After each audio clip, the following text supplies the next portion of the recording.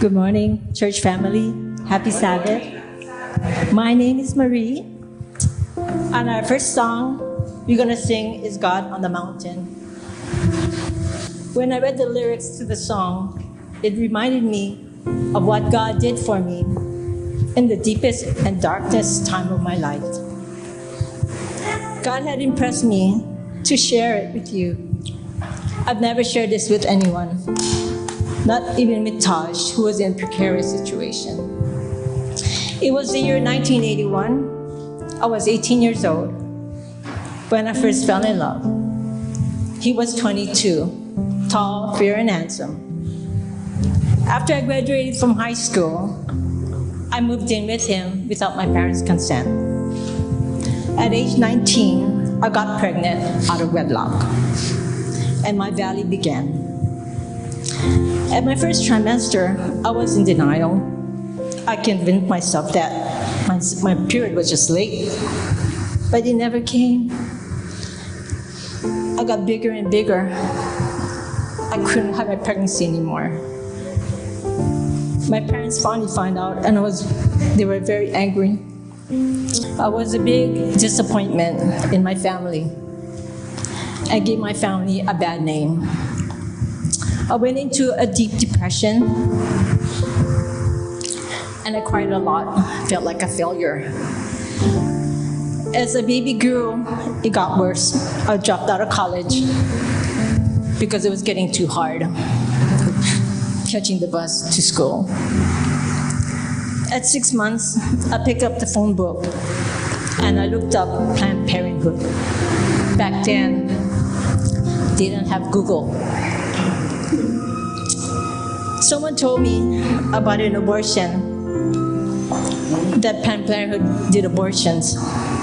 I called them, and a man answered on the other line. I told him I wanted an abortion, and he asked me, how far along are you? I told him I was 6 months, and he told me, you can't, it's too big. I cried, I felt so ugly. At 7 months, I wanted to end my life. It was late at night when I arrived home from work, and Mike wasn't home. I was overcome with depression and grief. I began crying again. The things my parents told me replayed over and over and over in my head. I couldn't take it anymore. I could not see beyond my valley.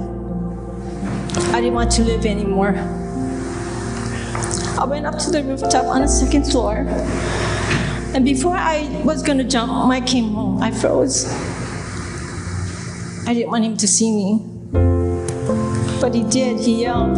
He ran upstairs. He grabbed me. He told me never do that again. When it was time for me to deliver my baby, my sister and my mom dropped me off to Kapilani Medical Center and left. Because they told them that I'd give birth the next day. I was all alone and scared. Labor and delivery was intense. No one to hold my hand. I saw strangers coming in and out of my room, and the nurse told me not to push. I cried with pain so intense I started shivering. I thought I would die. Dr. Lee arrived. I clung to him. I felt some calmness. I told him, please help me. I finally delivered a healthy baby boy, 8 pounds, 1.5 ounces. Dr. Lee placed him on my belly.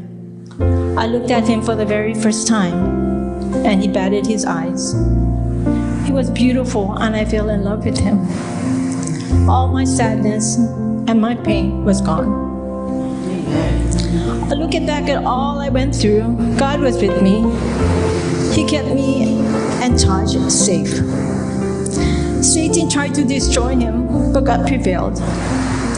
He had a plan for this little boy to fulfill the Great Commission, to share the love of Jesus throughout the world. What went wrong, He made right. I didn't know God, but He knew me and my baby. I was never alone in the valley because He was there with me, and He helped me through it. Jeremiah 1:12. Before I formed you in the womb, I knew you. Before you were born, I sanctified you.